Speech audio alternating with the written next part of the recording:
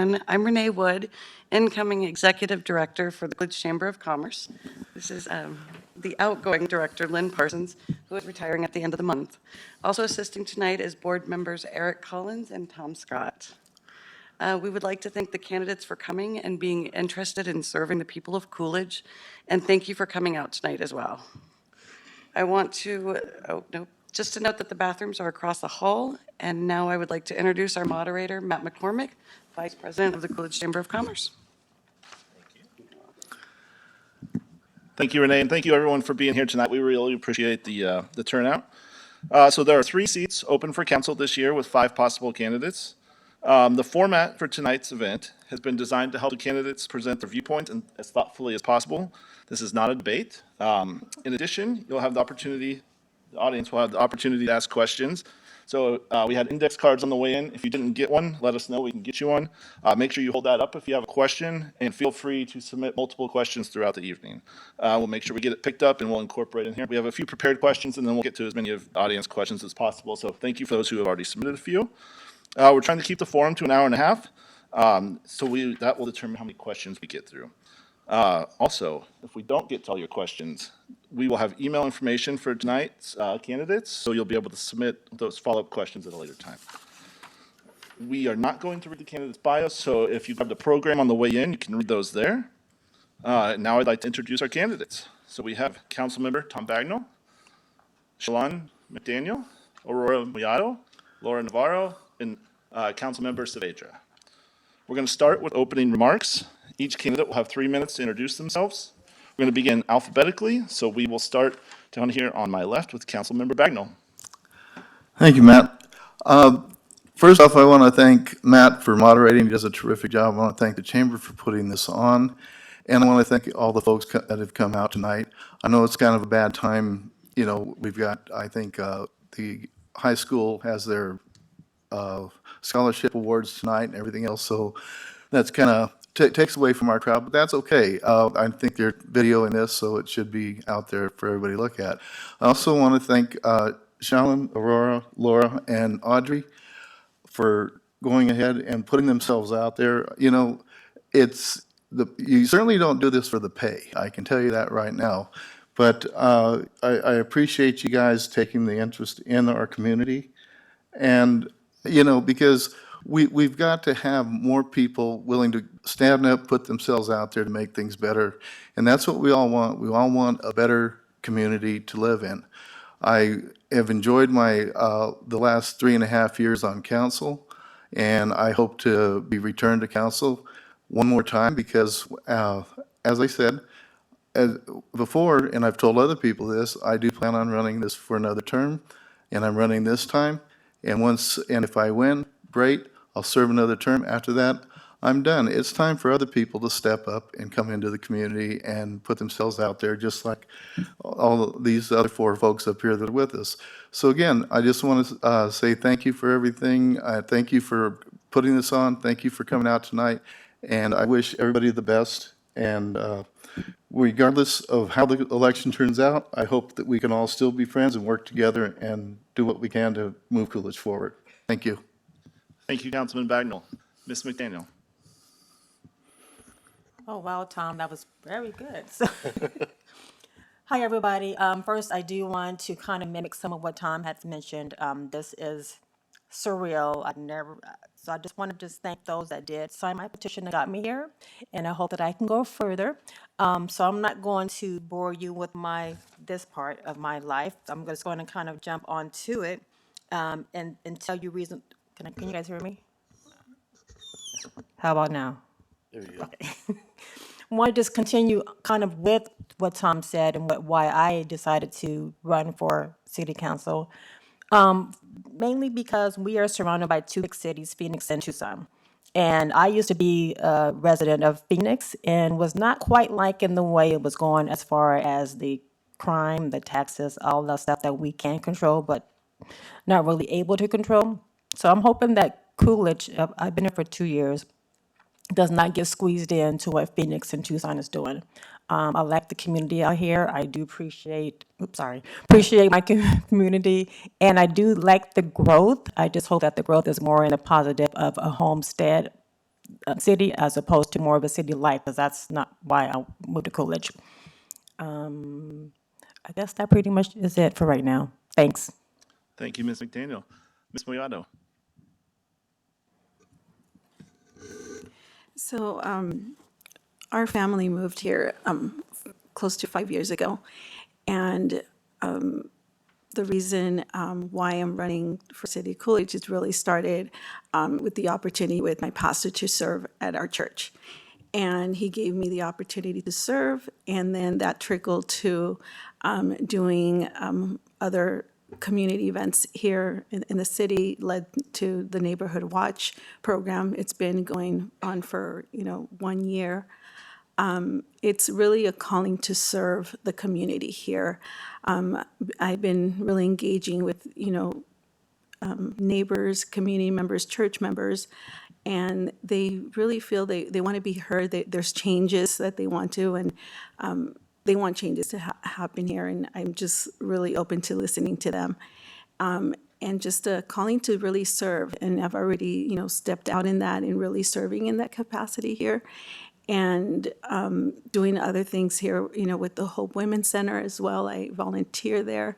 That's really a calling that's really close to my heart, with, just really pouring into these women there. Also with, feeding the homeless here. So there's a lot of things that I've done. 5 years, they asked me, oh, how can you do it? Because I also have a full-time job. So it's all time management. So I think, if we really, I've been able to really prioritize what's really in my heart. And it's just a calling to serve here in Coolidge.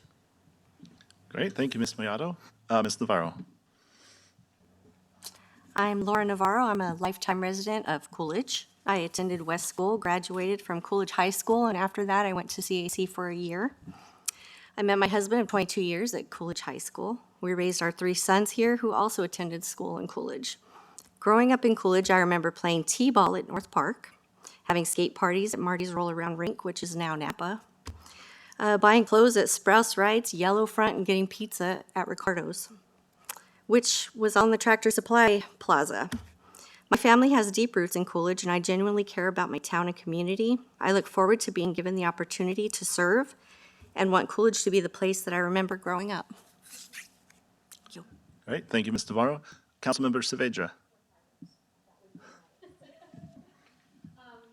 My name is Audrey Saavedra. For anybody who doesn't know me, I have lived in Coolidge since I was 2. I, like everybody else here, want good things for Coolidge. So thank you all for coming. Did you switch your mic on, Councilmember Saavedra? Oh, okay. Oh, no, sorry, I There don't you go. sit on this side. Mine are different. Ours are different, sorry.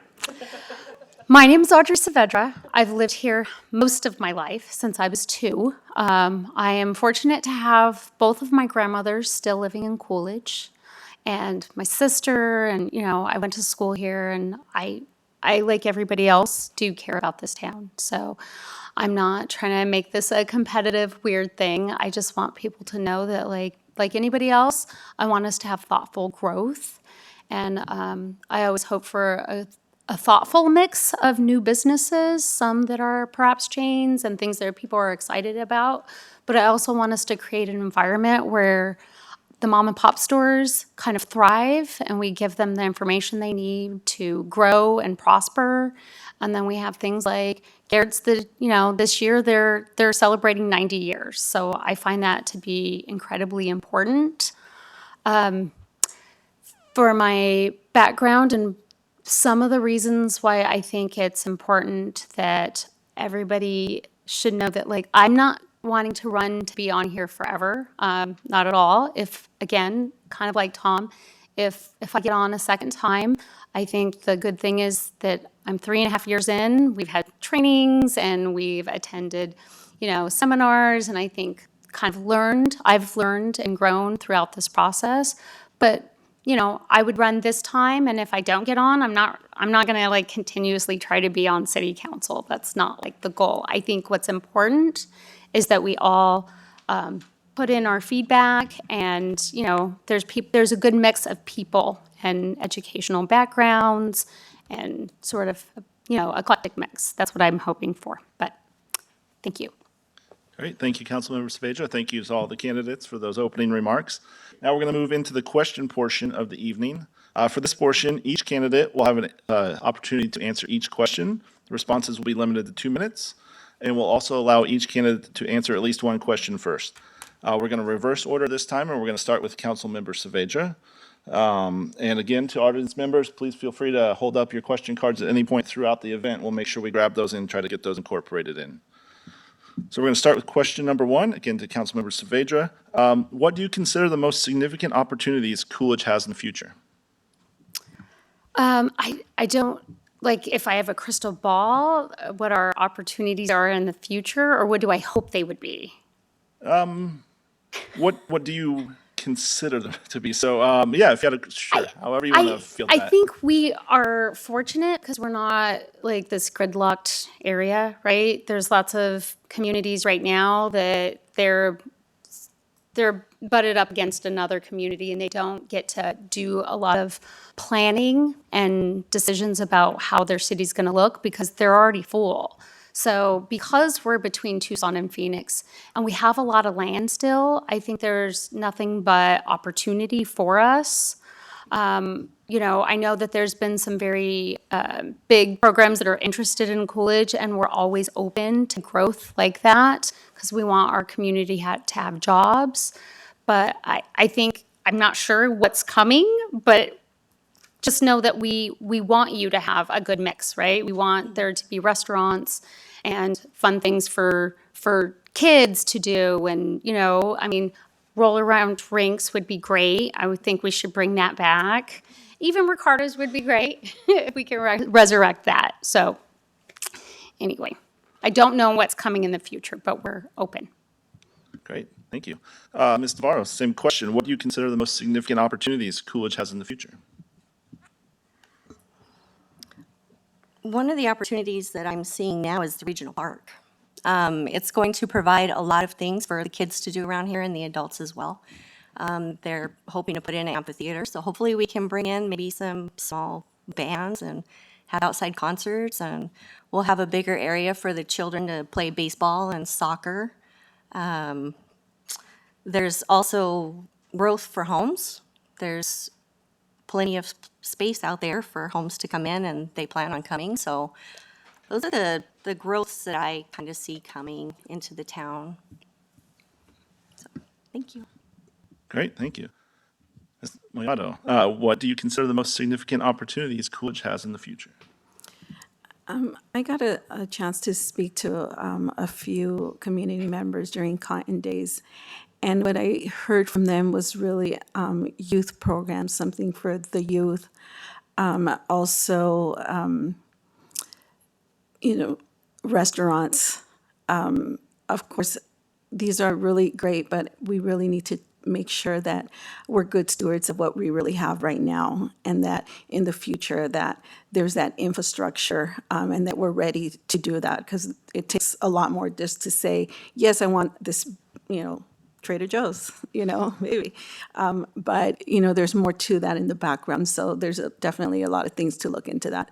But, you know, that would really, you know, maybe a restaurant again, and things for the youth, and really strengthening what we already have too, and really supporting what we already have with Cotton Days, with, yeah, so that's it. Great, thank you.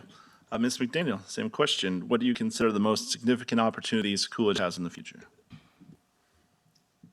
I guess I would say the simple fact that, like they're kind of saying, we have so much open land, but yet not a lot of land. So if we're able to create opportunities for our young to be able to understand, like job placement, job preparedness situations, kind of going back to where I was talking with the youth, because they're our future.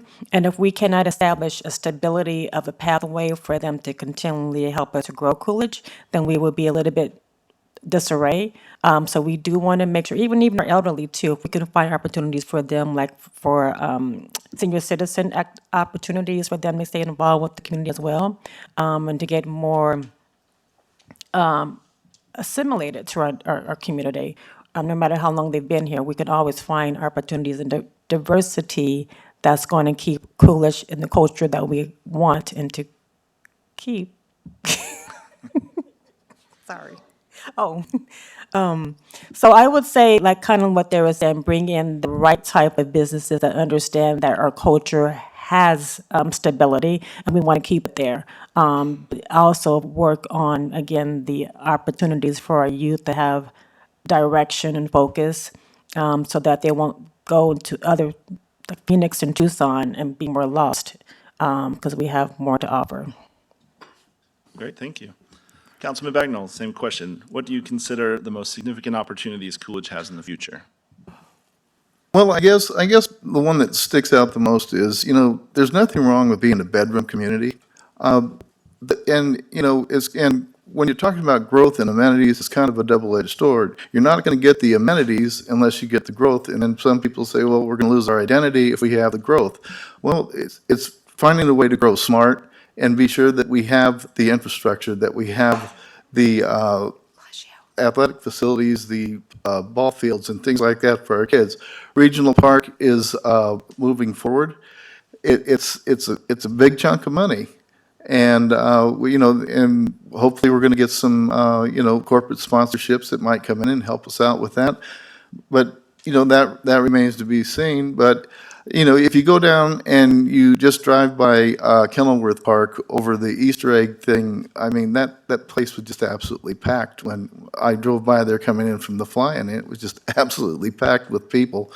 And that's one of the big things right now. I mean, when we have T-ball and softball and everything else going on, we've got to have those amenities to attract people to our community. We don't just have to have affordable housing, we have to have the amenities to support the housing that comes in. And as we do that, then you're going to start seeing more restaurants and everything else. A lot of the chain restaurants, they're not going to come until they have a certain amount of population. So those are the things that we need to look at, and I think we're also being a big area for the people that have horses. They're looking to get out of Queen Creek, they want to get into an area, and they want to remain rural. And that's one of the balances that we're going to have to work on there, is between rural and city lifestyle. Thank you. Thank you, Councilman. Okay, we're going to just jump straight to our audience questions since we're getting a lot of good questions in. So we will go to question number 2, and we are going to start with Ms. Navarro. Do you think the city council deserves a pay raise? Well, I do know that they are underpaid compared to the other cities. For the things that they do, I would say yes, at least some type of a bump. I don't really know exactly how much, but I don't know the finances of the city either. So we would have to look at the budget and see how much they could actually bump their pay up to. But they do a good job, and they're very involved in the city, and so yeah, why not? Thank you. Okay, on to Ms. Moyato. Do you believe the city council deserves a pay raise? That's a hard question. I'm not sure how to answer that. I don't really, I'm not familiar with the budgeting, the human resources, how much everybody's getting paid, but certainly maybe something available where you can look across the board and maybe give evaluations. I don't know if that's being done right now, but really maybe performance based on what, how they're serving our community. Because that's one thing that I do strongly believe, that as public servants, city employees, we're all community members. And I think that's, we're really need to be approachable in these positions that are out there in Coolidge. And, because that money is coming from the people that are living here. And so I think that may be something to look at. Again, I don't know if that's happening right now, but maybe something based on that, like a step, increase based on performance, that would be helpful. And, certainly something that maybe we can just look, more into, in the future. All right, thank you, Ms. Moyato. Ms. McDaniel, same question. Do you think the city council deserves a pay raise? No, simply because when I turn in my paperwork, I was informed what the pay is, and I'm good with that until I can prove myself that we can afford it. it's within our budget. So right off the bat, I'm going to say no. I'm not in here for the money. I earn enough money with my real job, and this is something that I'm getting to as a service member for our community and not for the income. I mean, it's nice to have one, but it's not a necessity for me. Thank you, Ms. McDaniel. Councilman Bagnell, same question. Do you think the city council deserves a pay raise? Well, I have to tell you, when I ran for council, I hadn't even asked what, if he got paid. And, which it was a surprise to me that we did, because having served 2 terms on the school board, and there's no pay at all on there. And I'll tell you, that sometimes the school board, you need battle pay on there, so. But yeah, I think it would be nice to look at going ahead and increasing the salary for council members, because I have looked at what adjacent cities and towns pay their council members, and I don't think we're ready to jump that high on the salary scale, but it would be nice to see, the council member's salary go up a little bit and everything, and the mayor, of course, because the mayor spends a lot more time, he should get a little bit more money there. So, but for the most part, I think that, we do a very good job with what we have, and when you're a council member, when you get your packet and they publish that agenda, it's time to go through it, and you look through it, you read it, if you have questions, you formulate your questions, and sometimes I pull things off the consent agenda just because I think that it's something that the public needs to hear, and I find it interesting, and it helps me when the staff elaborates more on it, and I think it helps all the councils. So, yes, I think we should definitely look at going ahead and increasing the council salary. Thank you. Thank you, Councilman. Councilmember Saavedra, same question. Do you think the council deserves a pay raise? No. I was pleasantly surprised that they gave us anything, and I think for the most part, we all do it just because it's considered community service. It's nice that it happens. I do know that when I looked at other cities, I've seen what other places are giving, but that's not why I think any of us do it. So my answer is no. Thank you. Okay, we're going to move on to question 3. We'll start with Ms. Miyato. This time, if elected, how much value would you give to Coolidge citizens when they share their thoughts at hearings? Or council meetings, excuse me. I would listen to them. I mean, it's something that I already do, and really listening to them. I think that having, them being approachable, I think that that's really important to me. Listening to them and really, really taking them into account. And I think that's something that I'm already doing, that I would really listen to them, when coming to the council, and making it welcoming for them to come to the meetings. I've been able to sit in a few meetings this year already. And it surprises me how there's not a lot of people that come to these meetings. And I sometimes, wonder, what's the reason behind it? Maybe, there could be many reasons, but just being approachable and just, listening to them and really taking them into account, I think that's really important. Thank you. Ms. McDaniel, same question. If elected, how much value would you give to Coolidge citizens when they share their thoughts at council meetings? A lot of value, because I am a resident of Coolidge, and what they say will reflect back on me and vice versa. We are in this community, in this Coolidge for a purpose, and if I'm not able to understand or articulate their questions or the concerns about a community, and then what's the purpose of me being up here? And one day I will be back in that seat as a regular resident. So it matters, because if we're not on the same page, then this community could fail, or this city could fail. Thank you, Ms. McDaniel. Councilman Bagnell, same question. If elected, how much value would you give to Coolidge citizens when they share their thoughts at council meetings? Well, I think we need to take anytime somebody's giving us input, we need to listen to that person, and we need to take it to heart. I mean, basically, the citizens are our employer as council members. So, and it's up to us to listen to them and to respond to them when they have concerns, or at least try to direct them to whatever part of the city needs to go ahead and they need to go to, and find out what they can do to get an answer from them. And then I would always encourage that, once they contact them, if they, to get back in touch with myself and, and to be sure that they were happy with what the result was and let me know what the result was. Because again, you're constantly educating yourself when you're sitting up here as a council member or mayor or vice mayor. And you need to listen to the people. You need to take it to heart what they're telling you. You need to do some investigation on your own, and you need to find out what they found out when they were directed to whatever part of the city to get an answer. So that's it. Thank you. Thank you. Councilmember Saavedra, if elected, how much value would you give to Coolidge citizens when they share their thoughts at council meetings?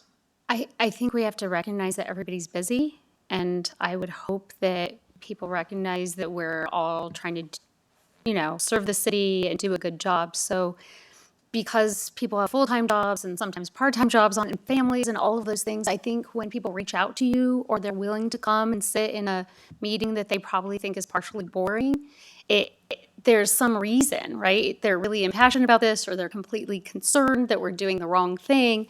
And so when they speak, a lot of what we see are people that are very concerned about speaking in a public meeting, and they don't want to do it.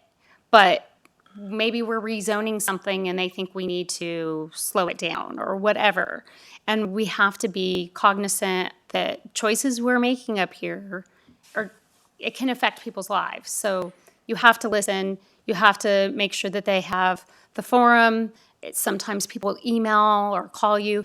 Listen, in my neighborhood, I get stopped the most about what is happening as I'm walking my dogs and I have a kid, but you have to stop and you have to listen. So I think you have to give them an ear and you have to get back to people. Great, thank you. And Ms. Navarro, same question. If elected, how much value would you give to Coolidge citizens when they share their thoughts at a council meeting? Well, I will let them know that their concerns are valid.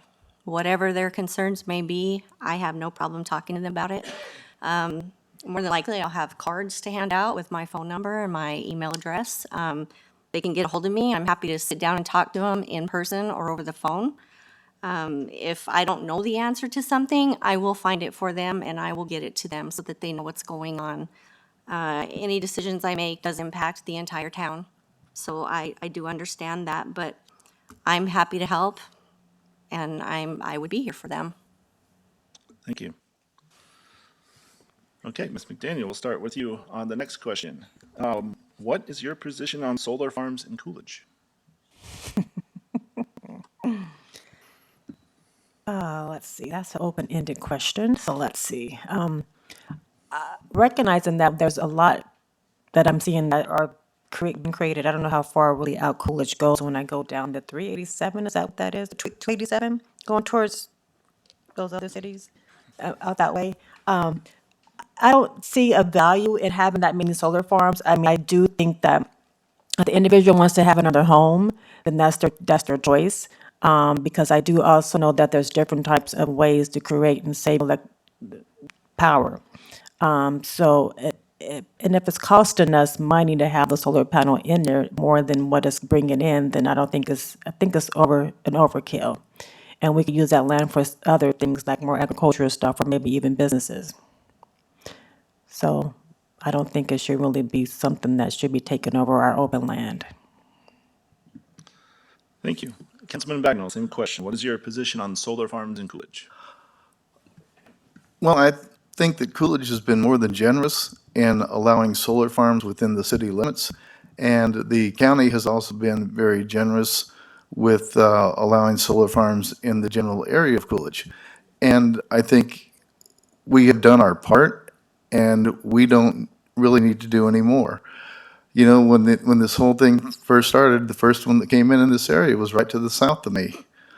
I fought it, didn't win. Then, everything just exploded after that. And you gotta put a stop to it sometime. And it's just gotten to the point now because now they're throwing in the battery storage with everything, and some of them want to do standalone battery. We've got one coming up, planning and zoning at the county, right near the city limits. So, we have too much right now. We need to go ahead and we need to put the brakes on it. I know that it's a good time well, it's a good one-time revenue producer when you have permit fees and everything else.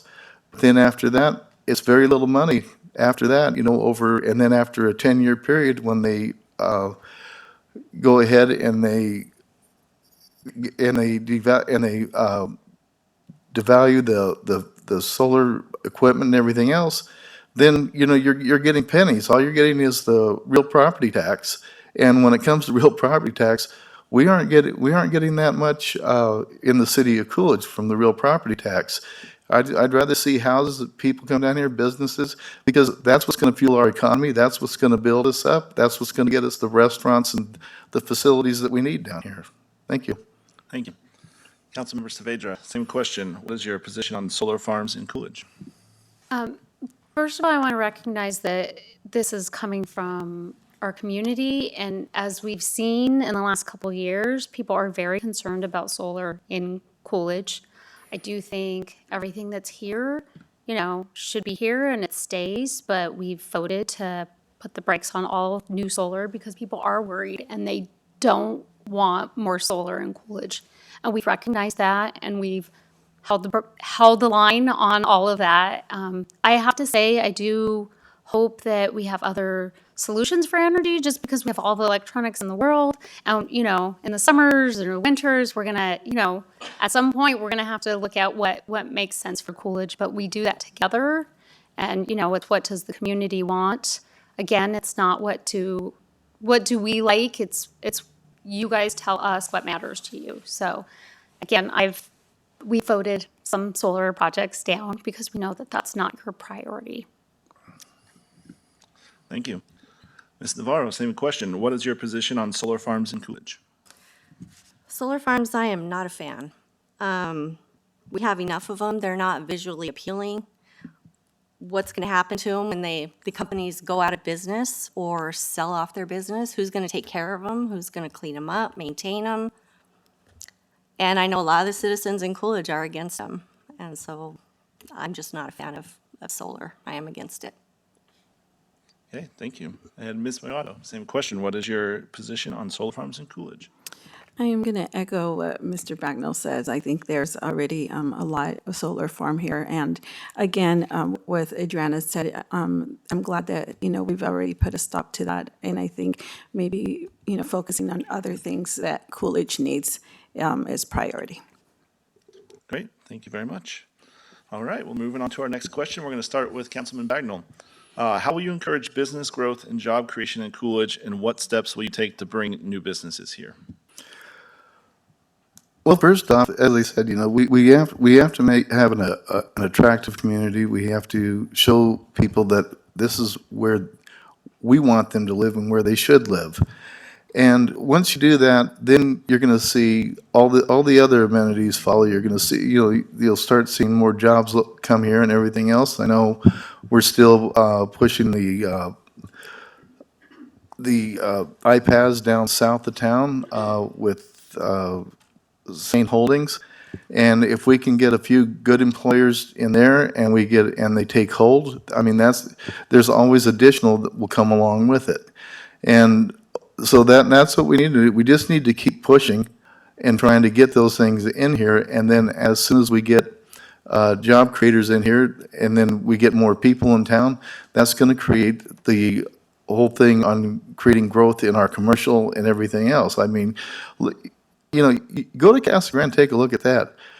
I'm sorry, it's a mess over there right now. I mean, you get over there and you get on Florence Boulevard, and you can just, on the weekends, you can just barely move. So we need to keep that in mind so that we don't end up in the same kind of a mess like that. We need to have arterial streets as we grow. We need to designate those. We need to be sure that we have free-flowing traffic, make sure that we can get around. So, and again, double-edged sword, you can't have one without the other. So, again, it all boils down to growing smart. Thank you. Thank you. Councilmember Saavedra, same question. How would you encourage growth and job creation in Coolidge, and what steps would you take to bring in new businesses? Well, I do feel similarly to Councilmember Bagnell. I think what's important, first of all, is that we try to maintain our roads and our infrastructure and have decent energy and all of those things. So it makes us attractive to companies that want to come in. But we also need to make sure we have a thriving chamber. And so when we have people from within, maybe it's their first time owning a business, we give them the tools so they are successful. And I'm going to be honest, we also can't be a city that wants to go to the dance with everybody that asks us, because sometimes some businesses are not for us. And, we have to have the right mix of growth that our community wants. So again, we need to be open to possibilities, but there are times that we vote things down because it's just not the right business in our opinion, right? So. Thank you. Ms. Navarro, same question. How will you encourage business growth and job creation in Coolidge, and what steps will you take to bring new businesses? The jobs that I'm looking for here would be, because we are a rural community, we need more fabrication engineering jobs. Example is Cherokee Tool.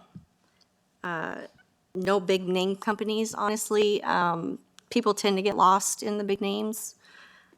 Small businesses, mom and pops, the shops that are industry driven. We need an employer that actually cares about their employees. And the bigger companies, they don't do that. So I feel like we need smaller types of jobs here available in this community. Thank you. Ms. Moyato, same question. How will you encourage business growth and job creation in Coolidge, and what steps will you take to bring new businesses? Well, I currently see that there's a lot of markets that pop up, like at the new coffee shop and all these small businesses. And I do see an opportunity for potential maybe storefronts, brick and mortar, because there is a lot of empty buildings here in Coolidge. So that is something definitely that I'm keeping my eye, because I saw the Juan Pollo there. I don't know what happened there, but I think that everything has to be also the supply and demand, of what businesses to bring in as well, if we're looking, bigger, restaurant, things like that.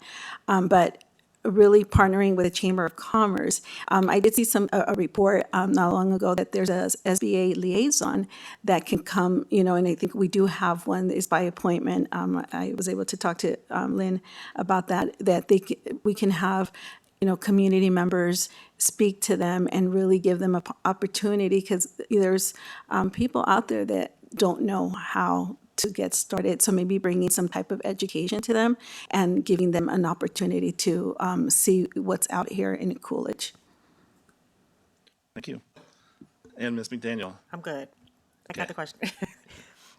So from my perspective, if we want to bring in companies, we do want to make sure they understand that we are a community about safety. So we do want companies that's going to come in that's going to help us supply the safety for our communities, our citizens. Also, making sure that any taxes that they're able to bring in, the taxes that we want them to bring in will be, of course, again, will be returned back to our community to, again, to help us grow, again, get people working. In addition to, what else did I write down? Hold on, y'all. The companies that we want to bring in, again, we want to make sure that they understand our culture, our interest, and why we want them to come in and help us grow, as well as make sure they don't outsource their contact information. We kind of want everybody to be able to communicate on the same page as to what Coolidge finds of interest, because Coolidge is not a Phoenix, not a Tucson, not a Casa Grande. We are our own community, and we want to make sure that these businesses that we want to come in understand why we're asking them to come in and be a part of our community. Thank you. Okay, we're going to work our way back the other way now. So, Ms. McDaniel, we'll start with you first. Next question. What do you feel is the biggest challenge currently facing Coolidge?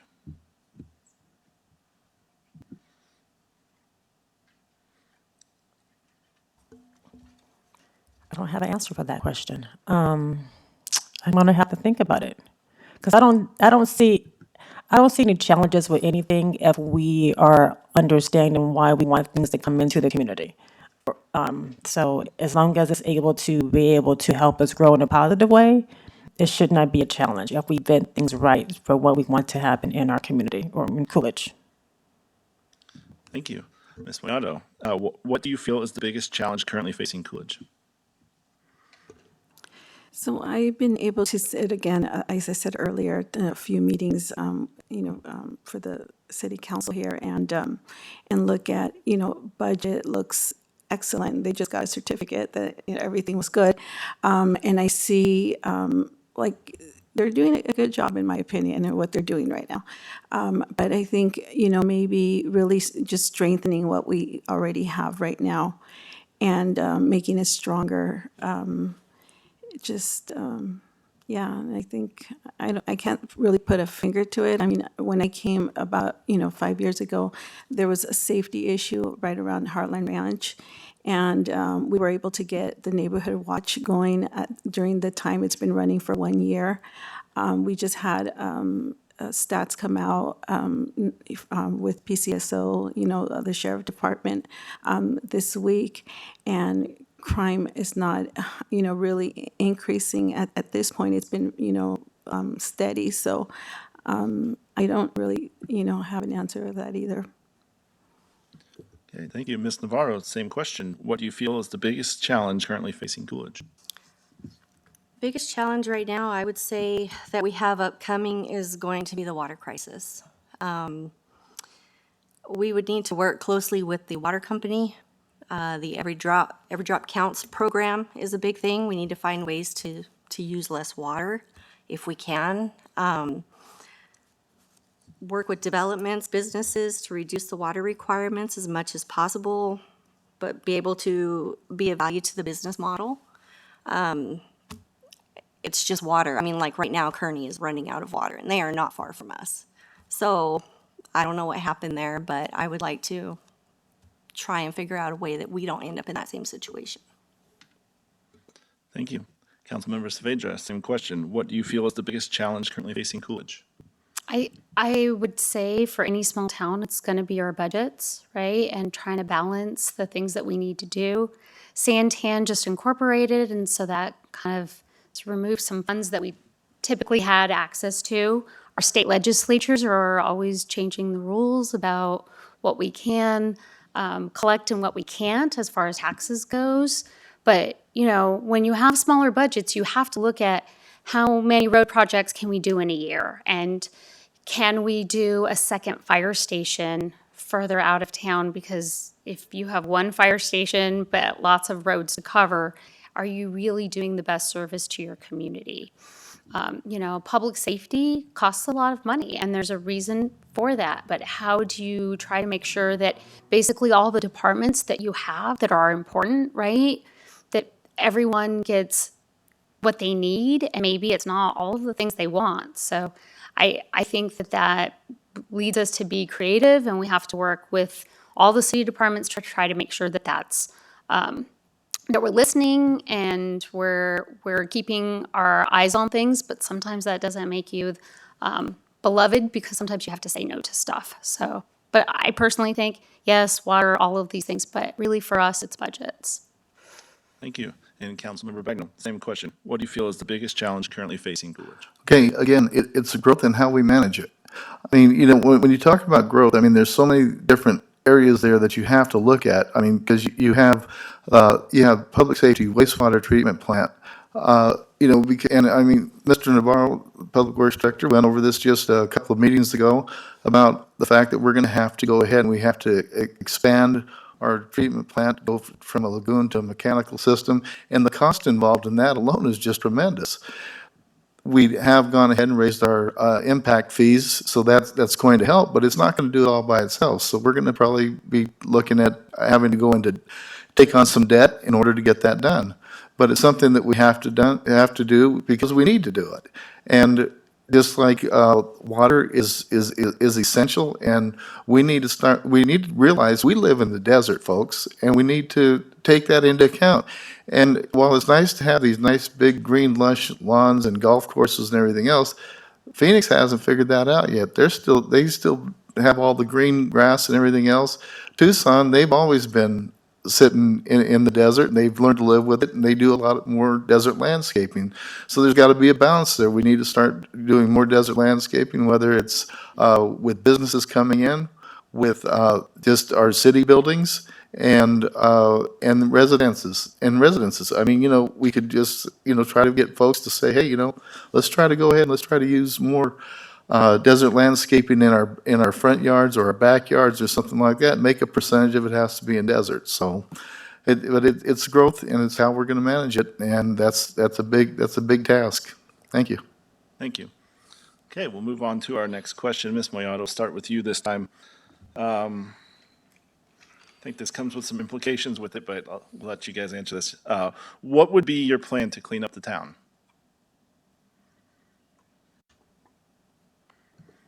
Well, there's currently already a program with the city, the Adopt a Street program, where I believe in the fall, that you can, adopt a street and then you take care of that throughout the year.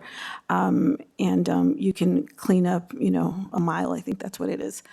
And then we have another Clean Up Coolidge with Dan, who's also headed that. And he's also doing that in the fall.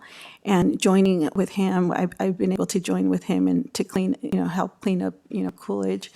And also, we have a highway too that we're also doing our part in cleaning up.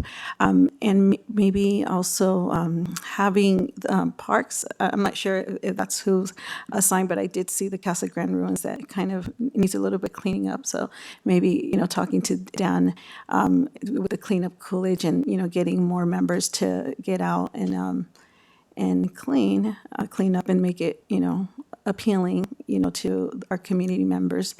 And then we did have a conversation about maybe starting a beautification project here in Coolidge. It's not out in the open yet, so there's something at work with, making it more appealing for the community. Great, thank you. Ms. Navarro, same question. What would be your plan to clean up town? Well, we do have the Adopt a Street, Adopt a Mile, and if we could get more people involved in that to come and help us clean these miles, we have our own mile. We do that 3, maybe 4 times a year, depending on the weather. But, I mean, really, everybody in town can help clean up this city. You see a piece of trash, pick it up. You see a water bottle thrown somewhere, pick it up. If you're in the park, pick up the trash you see. You see someone throw something on the ground, we'll go pick it up. Not everybody was raised like we were, where you just don't throw stuff on the ground. The dump days do help because a lot of people can just take all their stuff that they've accumulated through the year and go dump it for free. It's just a community thing that everybody needs to be a part of, and just clean up after yourself. And if you want to clean up after other people, then feel free to do that too, because that's what's going to help us out. Thank you. Councilmember Saavedra, same question. What would be your plan to clean up the town? I think there's a couple things you can do. Obviously, the free dump days are very important to our city because it's super popular. I mean, you see this line. I mean, we can be out picking up trash that day or doing whatever, and vehicles throughout all of Coolidge are driving to hurry up and make it to the free dump day. So we could possibly do more than that, but we would have to talk to the guys that have to work those days, because I'm sure it's a lot on their staff to begin with. But also, I mean, I was the city manager a long time ago. I'm not going to tell you how many years ago because it dates me. But back then, the parks guys, I think we only had 5. I think today we have 6. If we really want more of a clean environment for our parks, and I mean, when you have Coolidge days or Cotton days, they need more help. And so I think that's partly staffing, and they need more staff members, and I fully support that. Thank you. Councilman Bagnell, same question. What would you do to clean up the town? Well, there's a lot of things that go with this. I mean, first off, you have to instill the pride in the community, and you have to start a campaign. Don't trash our Coolidge. I mean, we need to go ahead and we can have all the cleanups we want to and everything else, but it's amazing you have these free dump days, and you can take the stuff out there, but still you got these people that will wait, and they'll dump it out in a, you know, a semi-deserted area. And, you know, our public works people are always finding these caches of trash out in the middle of nowhere. So it's, again, I think it comes back to instilling pride in the community and getting people to, you know, understand that when they trash it, that they throw their trash out or something like that, you know, it reflects bad on the community. It looks bad to everybody that drives by there. And, you know, it's just really tough to try to keep people saying, you know, well, and you hear people say, well, you know, Coolidge is just, you know, they're just a little town, you know, nothing. Well, let's take some pride in our community and let's start pushing that out there. And the best place to start is in the schools. I think if we start there and we can build from there, then we'll be a lot better off. And the adopted highways, they work. We've had the mile on the north end of town with the Coolidge Lions Club for probably 20 years now. We take care of that right along the ruins and everything. So, you know, we just need to push and get more people and instill that pride back in the community. Coolidge always had that pride and it kind of fell off. Got a lot of new folks here, and I think it's coming back now, and we just need to build on it. Thank you. Thank you, Ms. McDaniel. Same question. Okay, so I Go ahead. kind of mimic what everybody else has said, sort of, but I want to add to that. Going back to what we were saying about we work for you guys if we get to this point, but I think that we that work for you guys when we're in City Hall or wherever it may be, that we as us should get out as well and help out in the, you know, in our communities and pick up trash. Do one neighborhood a week or a month to help clean it up, and then meet our community members to see why the trash is going away or not being keeping the community safe. That will help us find out what is a weak spot that our cities is kind of like getting trashed. But I do kind of mimic a lot of what they were saying as well. Thank you. Okay, we're going to start with Ms. Navarro this time. When a council is evenly divided, what factors matter most to you in determining your vote?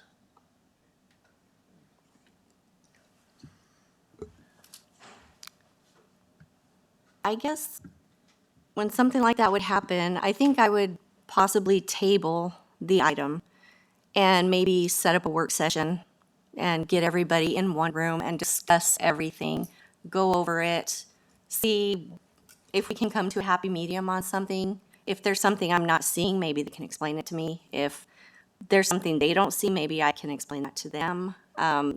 You got to work together. So I feel like if you could have a sit-down session and maybe bring it back to the agenda at a later time, and maybe then everybody will be on the same page. All right, thank you. Councilmember Saavedra, same question. When a council is evenly divided, what factors matter most in determining your vote? It's not about what I want, it's about the public wants, and what matters most to our citizens. There's things that I don't necessarily think are my idea or something that I want, but that's our promise to the community, so. Thank you. Councilman Bagnall, when a council is evenly divided, what factors matter most in determining your vote? Well, each time something comes before you, you know, again, I think prepping prior to the meeting is very important. You need to look at everything, and then you need to start asking the questions when it comes up on the agenda. You know, and if it looks like you're close, I think what Ms. Navarro just said is an excellent idea. If it looks like, you know, you're somewhat close, but you're still undecided, and if there's just a couple of sticking points, then it might be time to go ahead and table it, like she said, you know, and then go ahead and see if they can't work with staff a little bit better and all the other parties and see if it come to some kind of a, as she said, happy medium, and that, you know, everybody at least comes away with a win, and it's something we can all live with. That's it. Thank you. Thank you. Ms. McDaniel, when a council is evenly divided, what factors matter most to determining your vote? Basically, if it's something that is, well, long-term stability, does it make sense? Do we want to implement it in our communities? How will it hurt or not hurt our communities? Always matters. And if there's a way that we could break it down and prioritize how to get that project done to make it, again, something that we can definitely make it make sense and agree upon, and that's going to cause our community to pay more for that project, has to matter, because stability and longevity of this community has to keep growing in a positive direction. Thank you. And Ms. Moyato, same question. When a council is evenly divided, what factors matter most in determining your vote? Well, placed in that position, I think it's really important to really listening and to everyone, and then just coming to a common ground, and making sure that we're all collaborating as one, and just keeping good stewardship in mind in whatever is being decided. Thank you. Okay, we're starting to run low on time, so I'm going to try to fit in a few more questions. There was a lot of great questions, so thank you to everyone in the crowd. So we're going to keep going. If we can speed it up maybe just a little on this one, then we can fit a couple more in. So we're going to start down here with Councilmember Saavedra and work our way back again. So what would be your top budget priorities and why? One or budget priorities? The question is priorities, but I don't make it one. Okay, so if we're going with one, okay. If we had one for next fiscal year, one priority, I think we would have to look at, you can't say one. That's not really how this works. I'm not going to answer the question. That's not fair. Listen, the departments all matter. It's like parts of the body. Like, there's some things you could remove, but it's probably not a good idea. I think that we have to have, Parks and Rec and public safety and roads to drive to those events on. So those are my top three. It's not one. Okay. Sorry. Yeah, we'll stick with the original I can't speak now, priorities then. Okay, so we'll work our way back now. Ms. Navarro, same question. What would be your top budget priorities and why? My top budget priorities would probably be definitely roads. There's a lot of them that need some work. The other thing would be parks. A lot of our parks need some help. San Carlos really needs some upgrading to it. Kenilworth Park needs some upgrading also. There's so many things out there that, like, my grandchildren play ball out there, and sometimes I'm afraid they may break an ankle in one of those holes. There's just dips and holes and just all kinds of things. If we could maybe put a little bit of money into that, level everything out, get everything the way it should be, then those are probably the things that I'm looking at. Great. Ms. Moyato, same question. What would be your top budget priorities and why?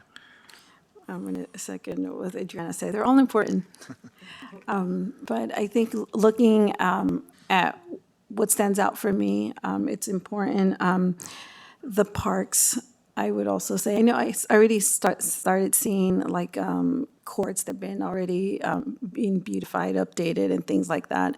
But keeping in that same mind, really, with our parks and really bringing them back alive and revitalizing the parks. Great, thank you. Ms. McDaniel? I'm going to say, with all of our open fields, fire prevention, fire preparedness, we got so many cities around us that are catching on fire. Like Buckeye just had a huge fire. So I'm going to say that, because if we are on fire, then what happens? Everything kind of can burn down. So I think fire preparedness is always a top priority.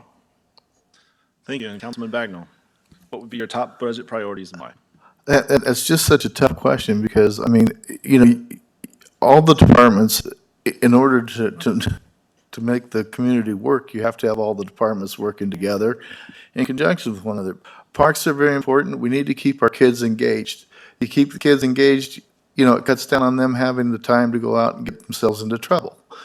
Public safety is huge, fire and police. We've got to be able to provide that to the community.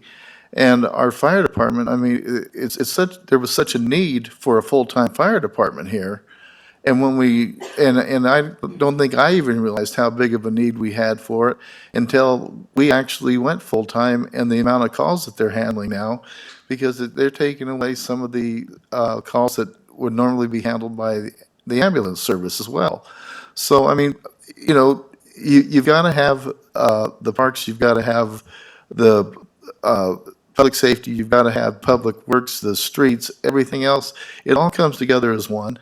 And it's just tough to try to pick out which one, you know, is going to going to get the prize that year. So, but you know, I think that we just need to go ahead and those are the decisions that council has to make. You know, we have to sit here, we have to look things over, we have to make a decision on what we're going to do, how we're going to do it, and then move forward from there and move things around. We tried to get San Carlos bathrooms fixed for I don't know how many years now, but other priorities come up and we have to put it back to the side. So, tough, but I think, you know, parks, public safety, and public works, they all come together. So it's just a very hard question to identify one.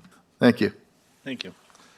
All right, we're running a little bit out of time, but I do want to try to get to at least 2 more questions. So I might change the rules on you guys a little bit on the fly. If you're okay with it, we'll go lightning round. We'll limit these next 2 ones to 30 seconds. If that's good with the candidates. And are these the longest questions These are you've asked? personal questions, so we'll see. They might be the longest answers you want. Yep.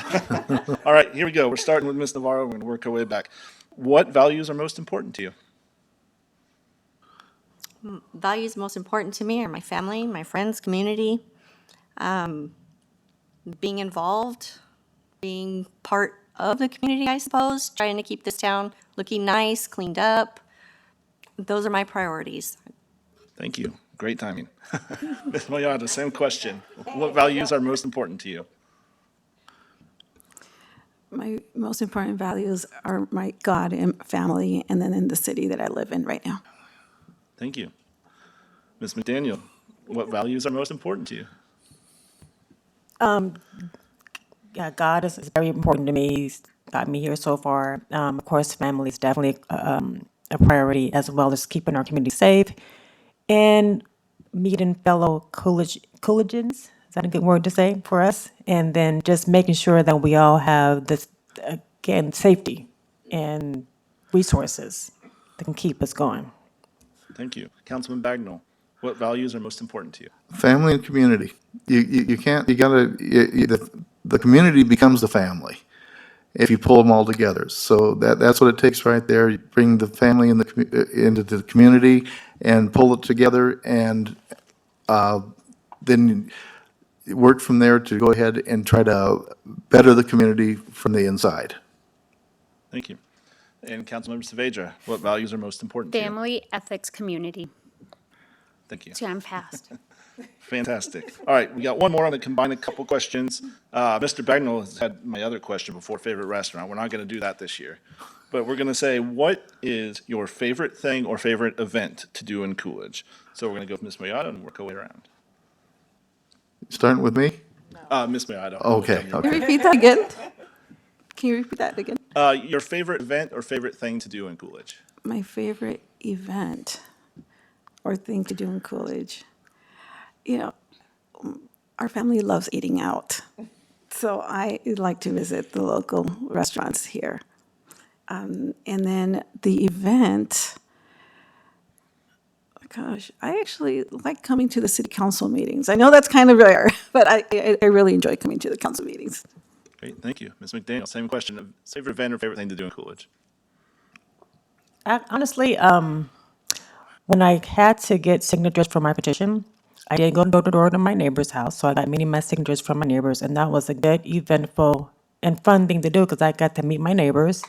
And so, yeah, I'm going to say that because it allowed me to know who was around me also, so which is important to me. So I would say that is what I would call a good event, not for so far.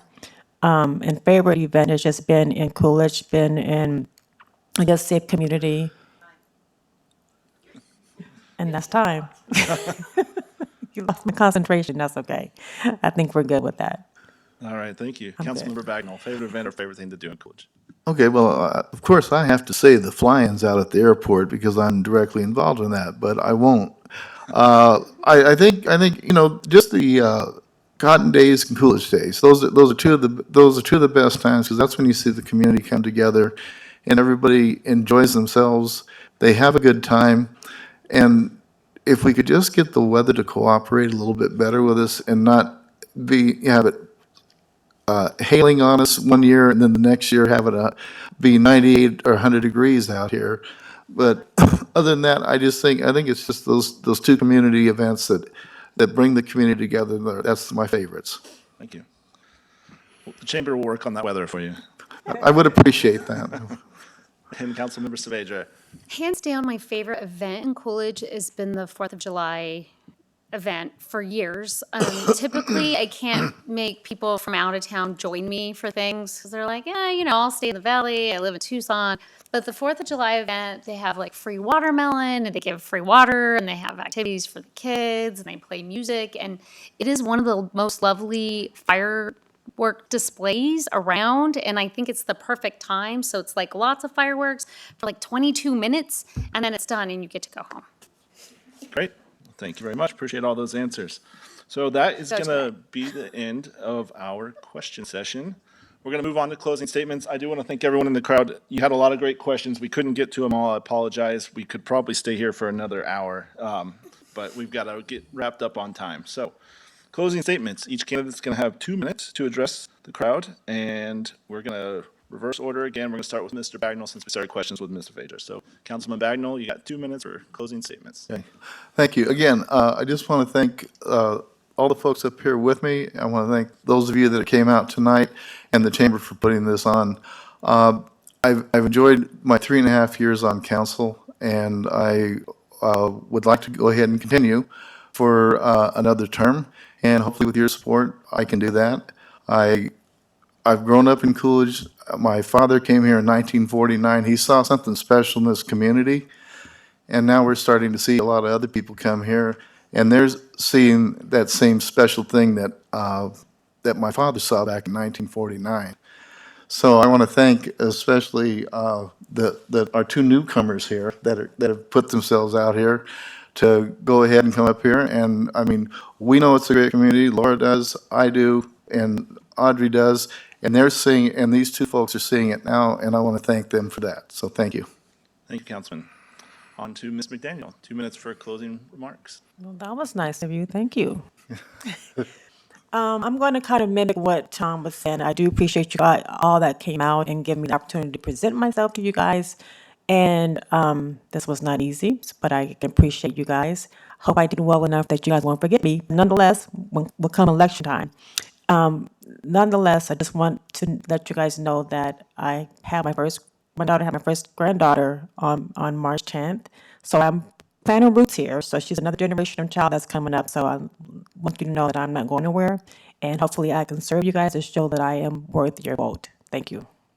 Thank you, Ms. McDaniel. Ms. Moyato, 2 minutes for closing statements. So I just want to thank everyone for coming out tonight. And then I do believe that Coolidge has great potential. And I believe that the best way to move forward is through listening and collaboration and community involvement. So I'm committed to being approachable, engaged, and focused on the needs of the people here, the people that call Coolidge home. And looking to serve with the community and work together to continue building a city where families feel connected and businesses can thrive and residents feel proud of where they live. Thank you, Ms. Moyato. Ms. Navarro, 2 minutes for closing remarks. So mine are basically the goals to improve the community. I'd like to revitalize downtown, create a place for our families to spend time during the day and adults to be entertained in the evenings. Beautify the boulevard and the parks. We have some great parks. We just need to get them upgraded a little bit. Mechanical batting cages reopened at Kenilworth. I think that would be so amazing for these kids. We have a lot of kids here that love to play baseball, and they have to go out of town to go and practice batting. So it would be great if we could get those open again. Find grants, maybe funding opportunities to upgrade what we do have. We have a lot of structures that are falling apart and that need attention. We need affordable places to open, like back in the day, Pamelia's Dance and Gymnastics, without all the glitz and glams and the cost of competitions.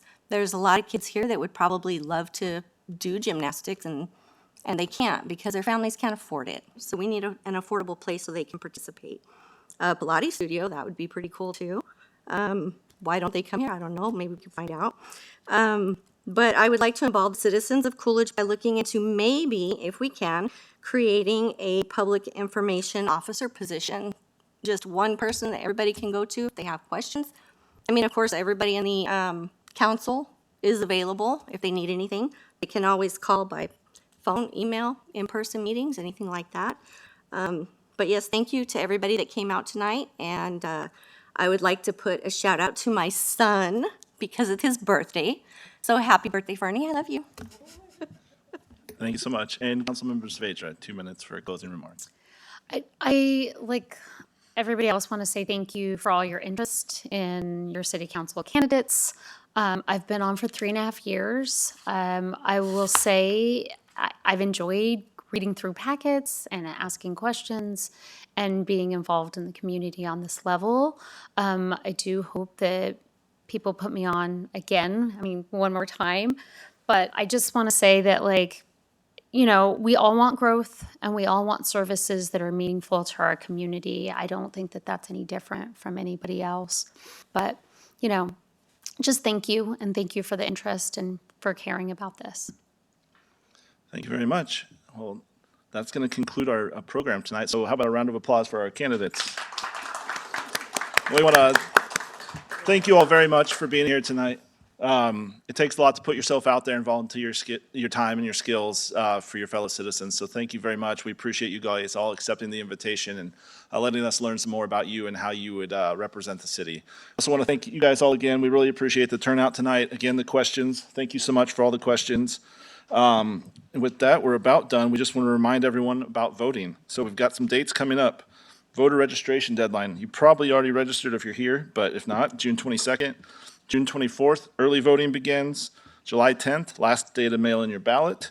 And July 17th is early in-person and actual election day, July 21st. It's a lot of dates on there. I'm sure we've got them at the Chamber website, and the city, I'm sure, has them as well if you need to hear those again. And that's going to wrap it up for us. So again, thank you to everyone for being here tonight, and make sure you get home safe.